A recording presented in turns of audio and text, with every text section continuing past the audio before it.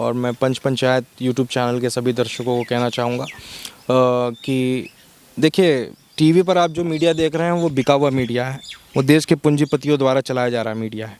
लेकिन इस देश का असली आवाज़ जो है वो छोटे छोटे यूट्यूबर्स हैं, पंच पंचायत जैसे लोग हैं, जो गांव कूचे में घूमकर अपने संघर्षों के साथ आपकी आवाज़ लोगों तक पहुंचाने का काम करते। तो इसलिए इस चैनल को सब्सक्राइब करें ताकि ये आपकी आवाज़ और मुस्तैदी से सत्ता के कानों तक पहुंचा सके। प्रशांत भाई, बहुत बहुत शुक्रिया समय। धन्यवाद आपका। जी, सबसे पहले आप ये बताइए सर कि आप जब गांव से गए मुंबई से दिल्ली जॉब लगा, अचानक से क्या आपके मन में आया कि आपको ट्वीट करना पड़ा, उसके बाद आपको जेल, ये सब कुछ थोड़ा कुछ बताइए उसके बाद बात। नहीं, मैं गांव से मुंबई नहीं गया, मेरा परिवार गांव से मुंबई गया। मेरा जन्म मुंबई में ही हुआ और ग्रेजुएशन तक की पूरी पढ़ाई वहीं हुई और फिर दिल्ली पढ़ने हम आए। भारतीय जनसंचार संस्थान IIMC भारत का बहुत ही प्रख्यात पत्रकारिता का संस्थान है। वहाँ पढ़ने के बाद पत्रकारिता किया काफ़ी साल और सरकार के विरुद्ध लगभग लिखते ही थे, अपने खबरों के माध्यम से भी लिखते थे और ट्वीट के भी माध्यम से लिखते थे। लेकिन कुछ ट्वीट मौजूदा योगी आदित्यनाथ सरकार को नागवार गुजरा तो उन्होंने जेल भेज दिया और मुझे लगता है कि सिर्फ मुझे ही नहीं, ऐसे कई पत्रकारों को उन्होंने जेल भेजने का काम किया जो कि सरकार के खिलाफ आवाज़ उठाते थे, सरकार की नाकामियों पर रोष व्यक्त करते थे। तो मुझे लगता है मैं उनमें से एक हूँ और फिर ये तय किया गया कि जेल से आने के बाद कि जिनके खिलाफ हम लड़ रहे हैं वो लोग राजनीतिक रूप से मजबूत लोग हैं, आर्थिक रूप से मजबूत लोग हैं और उन्हें अगर पटकनी देनी है तो उसे राजनीति के रास्ते से, क्योंकि बाबा साहब अम्बेडकर कहते थे राजनीति हर ताले की चाबी है। तो हम उसी चाबी को तलाशते हुए राष्ट्रीय लोकदल में जा पहुँचे और आज बहुत अच्छा काम किया है। पूरे पश्चिम उत्तर प्रदेश के अंदर भारतीय जनता पार्टी का सुपड़ा साफ करने का काम किया है। क्या आपको लगता है इस चुनाव 2022 के चुनाव में मुख्यमंत्री अखिलेश यादव बन पाएंगे? देखिए, निश्चित बनेंगे। सवाल ये है कि योगी आदित्यनाथ ने इस पूरे प्रदेश में जंगल राज को स्थापित किया। दलित, पिछड़े, आदिवासी, मुसलमान, युवा, छात्र, महिलाएं, कोई भी सुरक्षित महसूस नहीं करता अपने आप को। मॉब लिंचिंग की घटना हो, चाहे हाथरस में बेटी को रात को 2 बजे जलाने का मामला हो, चाहे 69,000 शिक्षक भर्ती घोटाले के अंदर OBC छात्रों का हक मारी किया गया, साथ ही साथ 700 किसान शहीद हुए, इनके कान में जूं नहीं रहेंगी। क्यों? क्योंकि इनके परिवार नहीं है। तो इनके ना खेती है ना इनके बेटी है। तो जिनके खेती और बेटी है वो इनके खिलाफ लड़ रहे हैं। और माननीय अखिलेश यादव जी ने, मुझे लगता है, बहुत ही अच्छा सामाजिक न्याय की स्थापना करने के लिए गठबंधन का निर्माण किया है। और हम लोग ये पहली बार वादा कर रहे हैं कि सरकार बनते 6 महीने के अंदर जातिगत जनगणना कराएंगे। जातिगत जनगणना होने के बाद ये मालूम पड़ जाएगा कि कौन 3 है और कौन 13 है। जो मीडिया 3 को 13 बना के बेच रहा है वो भांडा फूट जाएगा।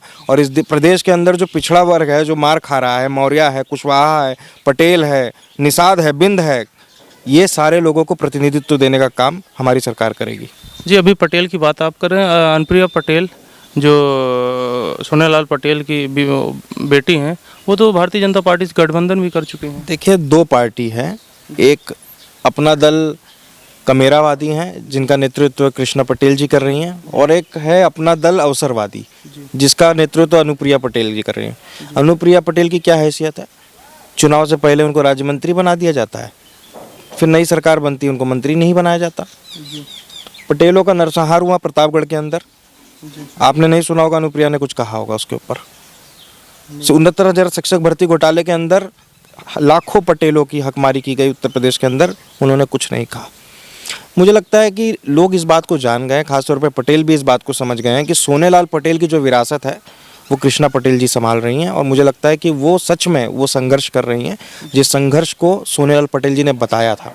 ये तो गुलाम हैं, इनके जो पति हैं आशीष पटेल, ये सब तो डीलरबाज लोग हैं। ये तो डीलिंग करते हैं, टिकट बेचते हैं, ठेकेदारी करते हैं, पता नहीं क्या क्या काम करते हैं। पर मुझे लगता है इस बार पटेल भी उनको सबक सिखा रहा है।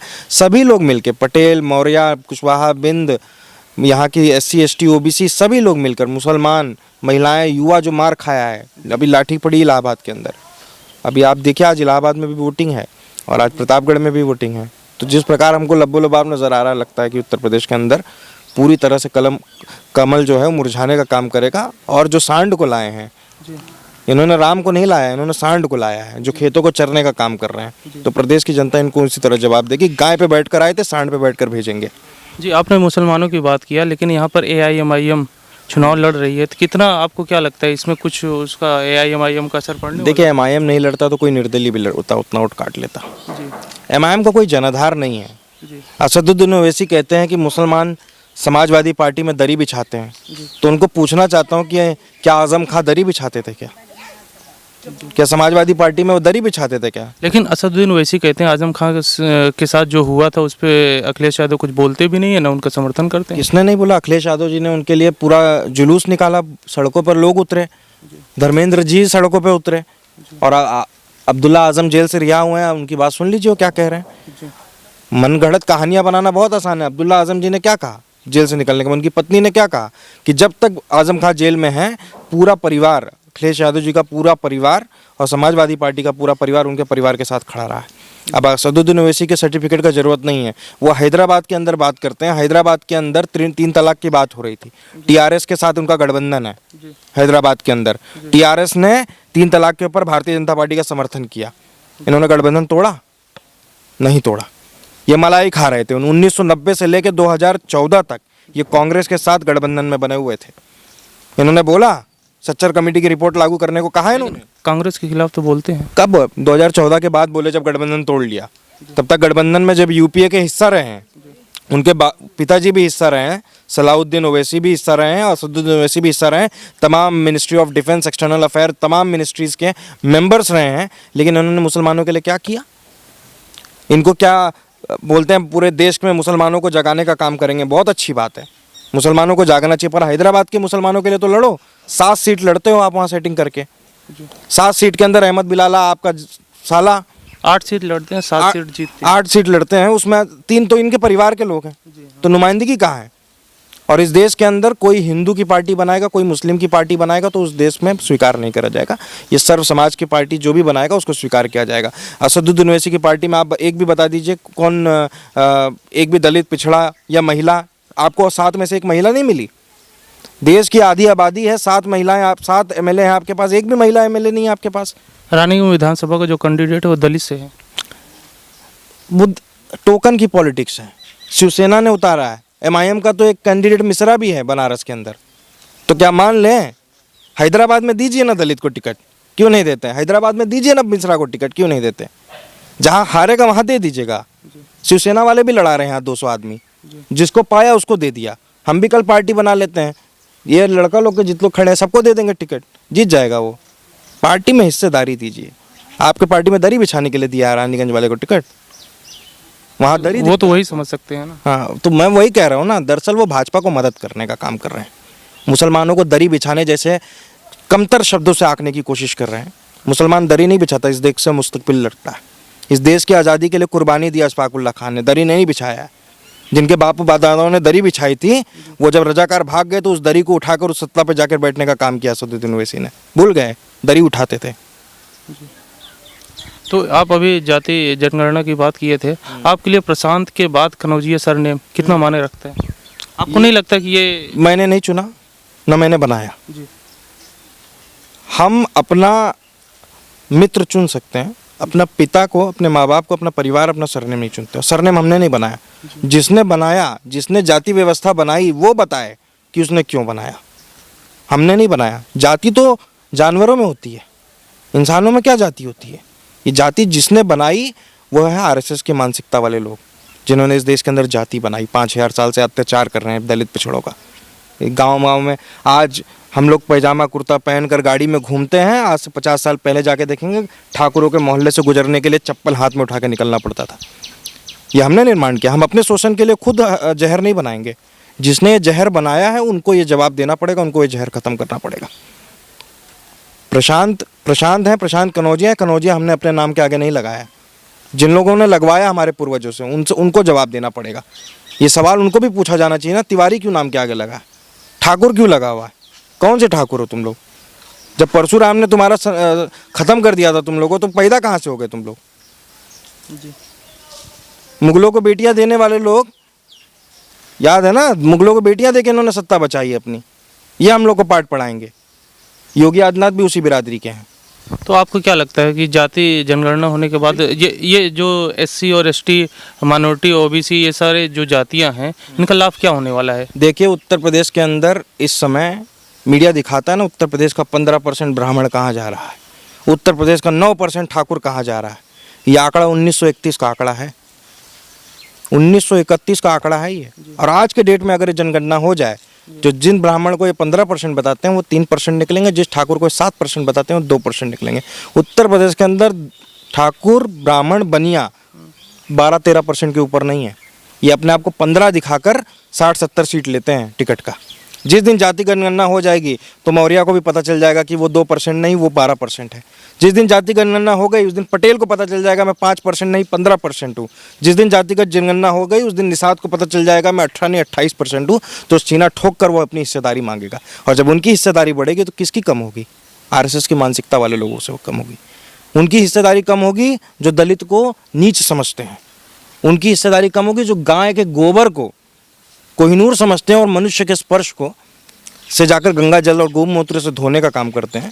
लेकिन जाति जनगणना से आपको नहीं लगता है कि इससे जातियों में आपस में खाई एक बंटवारा नहीं हो जाएगा, ऐसा कि भेदभाव बढ़ेगा नहीं आपको? नहीं, बिल्कुल नहीं बढ़ेगा। ये देखिए, कोई भी देश तभी मजबूत होता है जब उस देश के अंदर जो जितने भी लोग रह रहे हैं, चाहे वो किसी भी समाज के लोग हों, उनको उनके हिस्से अनुपात के, उनके जितनी भी संख्या है उसके अनुपात में उनको हिस्सेदारी होनी चाहिए। प्रतिनिधित्व का सबसे बड़ा सवाल है। अगर मान लीजिए हम इस समय सुल्तानपुर गांव में बैठे हैं, सुल्तानपुर गांव के अंदर अगर 100 लोग रह रहे हैं और 25-25 मान लीजिए एक 4 बिरादरी के लोग रह रहे हैं, तो क्या एक ही बिरादरी का आदमी गांव का प्रधान बन जाए, उप प्रधान बन जाए, विधायक बन जाए, चलेगा क्या? नहीं चलेगा ना। सभी के लोगों को प्रतिनिधित्व मिलना चाहिए। वो बिरादरी के आधार पर क्यों चुना जाए? वही तो मैं पूछ रहा हूँ। बिरादरी हमने नहीं बनाई ना, जिसने बनाई बिरादरी उसको आपत्ति है इस सवाल से कि तुम लोग क्यों जाति के नाम पर लामबंद हो रहे हो। आपने हमको पत्थर फेंक के मारा, हमने वो सारे पत्थर इकट्ठे करके आपकी तरफ फेंकने मारे, तो आप बोल रहे अरे हमको पत्थर से मारते हो आप लोग। अरे आपका ही फेंका वो पत्थर आपको लौटा रहे हैं भाई। जाति हमने नहीं बनाई, जिसने बनाई, जिसने मनु विधान ने लिख दिया कि ये शूद्र है, ये दलित है, ये पिछड़ा है, ये पंडित है। कौन सा पंडित है भाई? कौन सा शास्त्रों का ज्ञान है तुमको? कौन से ठाकुर हो? कौन सा जंग लड़े हो तुम?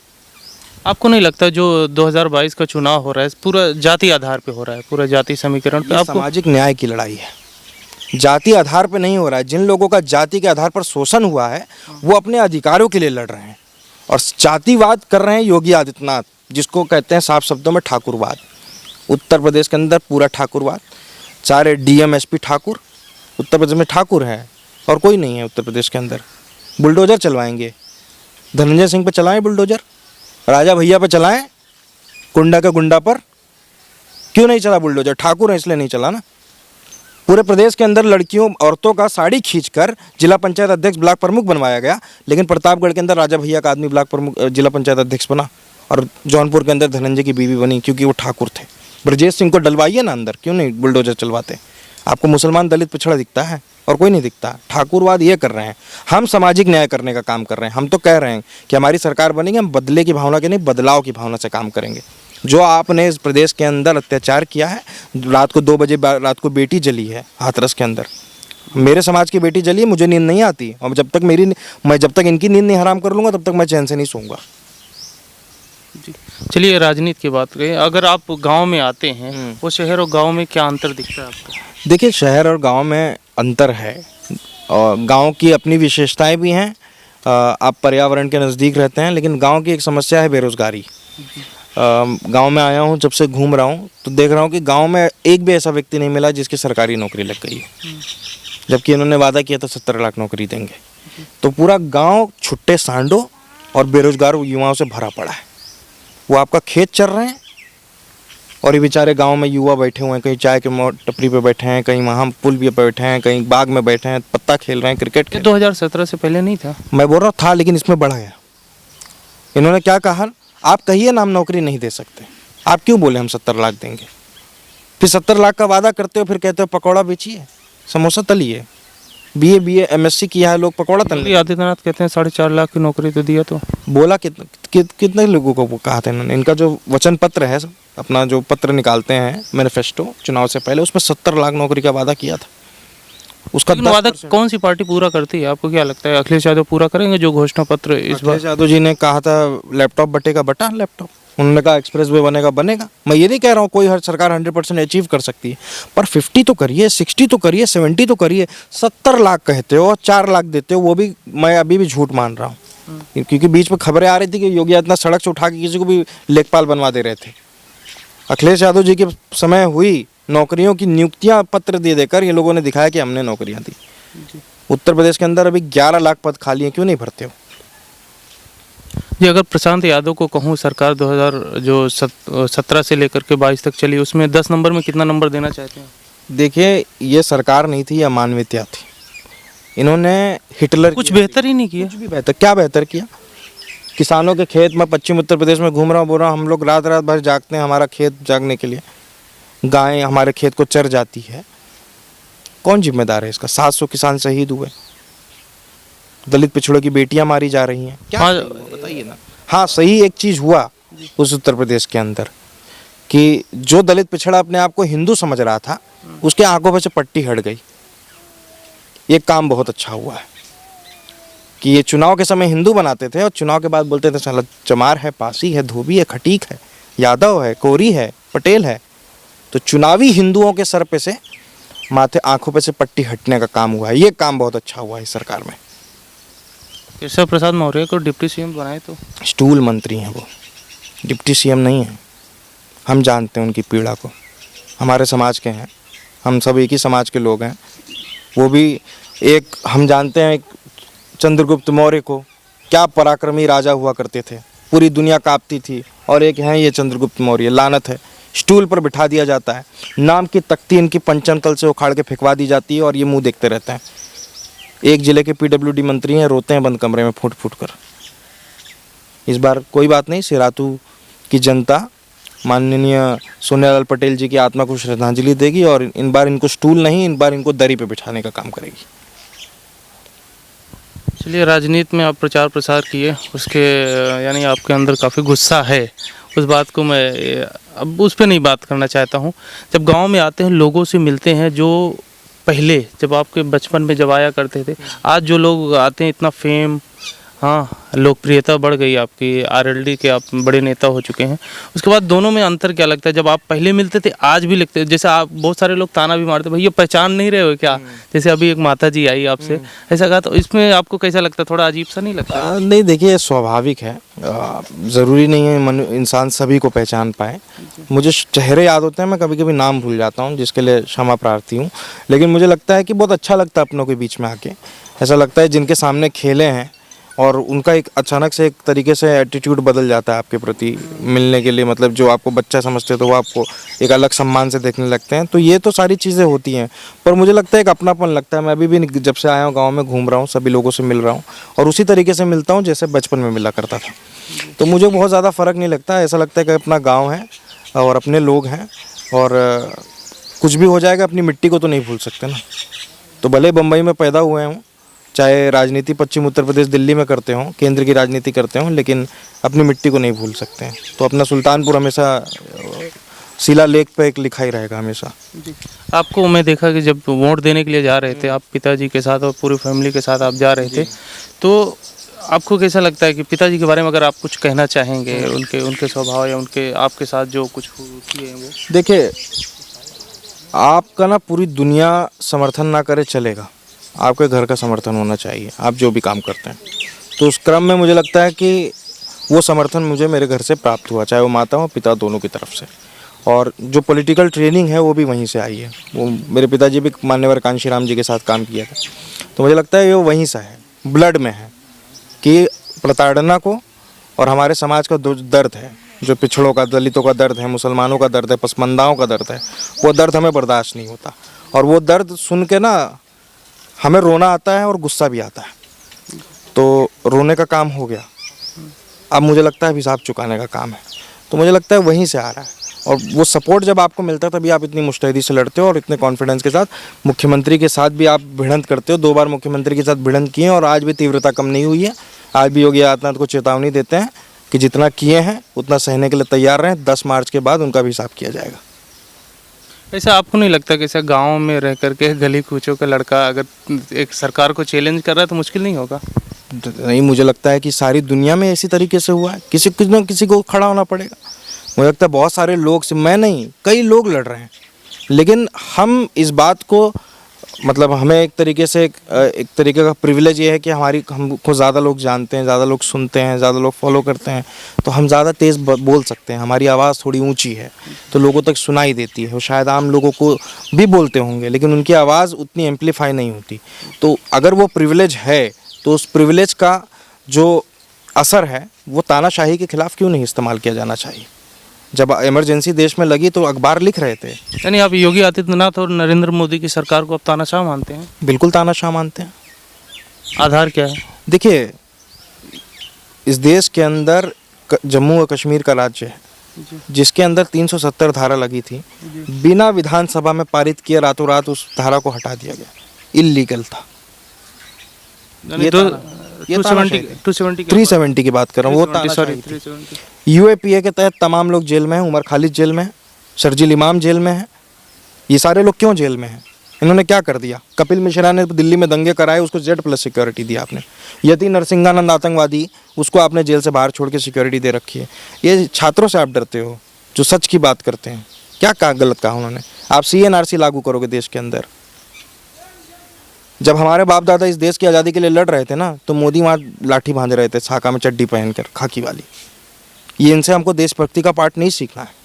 तो ये तानाशाही लोग हैं। इन्होंने क्या किया? इनका इतिहास क्या है? 2002 क्या है? तानाशाही नहीं है तो क्या है? एहसान जाफरी के कटे हुए हाथ इनको शायद नहीं दिखते होंगे, मेरे सपने में रोज आते हैं, मुझे दिखते हैं।